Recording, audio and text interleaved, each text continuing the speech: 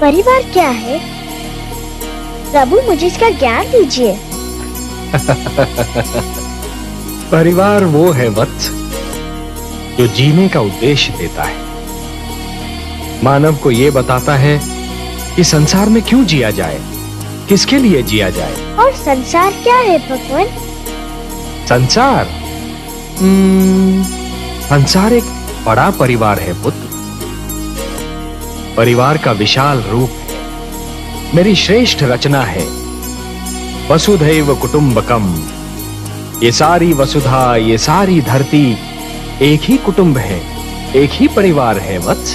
परंतु संसार के भले के लिए मर जाना, ये वो महान कार्य है जो प्राणी को मरकर भी अमर बना देता है। वासुदेव, मुझे बताइए कि कर्म क्या है? कर्म पूजा है वत्स, कर्म यज्ञ है, कर्म जीवन है, जीवन का आदर्श है। और जीवन क्या है देव?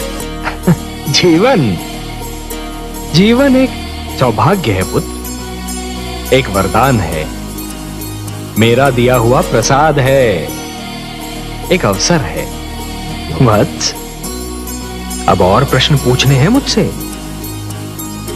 कुछ नहीं पूछना प्रभु, अब कुछ नहीं पूछना। अब तो मुझे हर प्रश्न का उत्तर मिल गया है। मेरे चारों ओर ज्ञान का प्रकाश फैला हुआ है।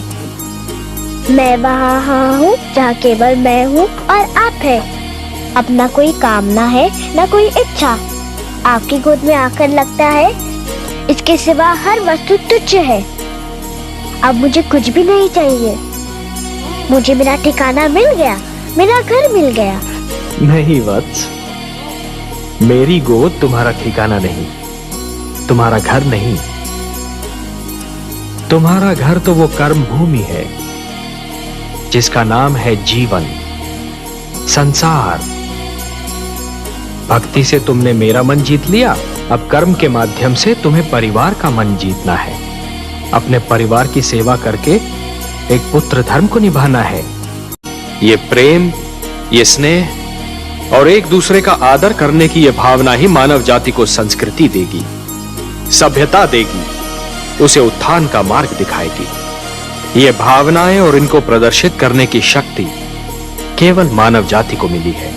यदि मानव ने इन भावनाओं की रक्षा की तो ये भावनाएं उसे जीवन की प्रेरणा देंगी, उन्नति की शक्ति देंगी, उसे शांति का मार्ग दिखाएंगी।